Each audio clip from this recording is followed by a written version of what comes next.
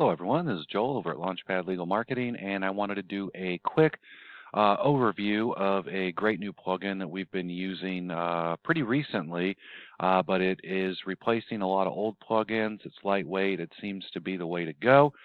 And what we're talking about here is Google Site Kit.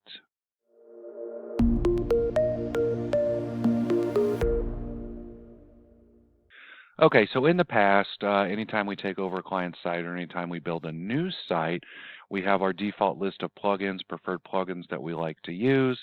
Um, and typically we're going to have a specific plugin for analytics. We may have another plugin to bring in Search Console. We may have to embed these either with a plugin or hard code HTML into headers or footers.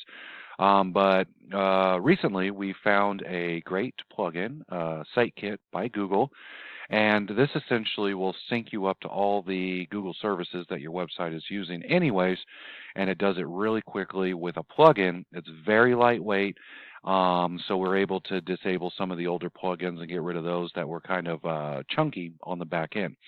So I just want to show you a quick install and how easy it is for the plugin. So we're working with a new site here, new client who has a new site, and we've already done everything else in terms of our preferred plugins. So the last thing we're going to do is hook up our site kit. Easily enough, I'm just going to go to plugins. I am going to add new, and if you just do a search for site kit, it should be the first result, and we'll see the author by Google. Let's go ahead and install. While that's installing, I think it's safe to say that most of the software applications that Google puts out are tried, they're tested, they're going to be very high quality. Currently, we have 800,000 active installs, but I would guess over the next few months this is going to jump up into the millions easily, just like some of the other top-rated plugins out there, like Yoast and some of the other go-tos. Okay, so we went ahead, it is installed, it is activated. Let's go ahead and just start our setup. It's going to, first we need to sign in with Google. We're going to choose the account that we have our analytics already set up in. We're going to give permission to SiteKit to access these things, and it is going through. And now we are signed in to the Google account, and you can see sometimes it finds it depending on the name of your analytics property and your Search Console property. We can see it already found and already connected exactly where it was supposed to be. So that was essentially like a 5-click install, and it's already synced up.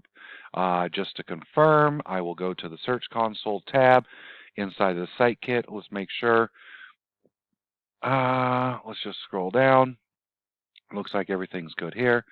Let's go over to the analytics, and keep in mind there's a brand new website, so we're not going to see anything impressive there. Not available just because we set up the analytics a day or so ago, but it does show that it is connected, and we can see up here the profile that we've connected it to.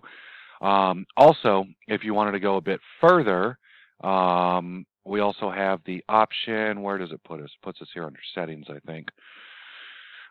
Connected services, connect more. So we have some other options. You have some other, if you're doing ads, tag managers, page speed, same thing. If it's in your Google account, it's just going to easily one click and it is synced in. Plugin super light. You can monitor some of the data and some of the actions from here. But that is our overview. We're slowly going through a lot of our older sites, and we are getting rid of some of those older plugins and integrating the Google Site Kit just because, A, we're using the Google applications, analytics, and Search Console, so why not use a WordPress plugin by Google that communicates with those? So it's kind of, I would guess, for continuity, it's going to be, there. Not that some of the other plugins had problems, but it's just lightweight, and it seems like the best way to go. So if you have any questions, you can hop over to our website. We have an actionable tips tab, which is actually just our feed, where we do plugin reviews, and we do how-tos and kind of just all that good stuff. And then, again, any questions, you can put them down in the comments. Thanks for watching.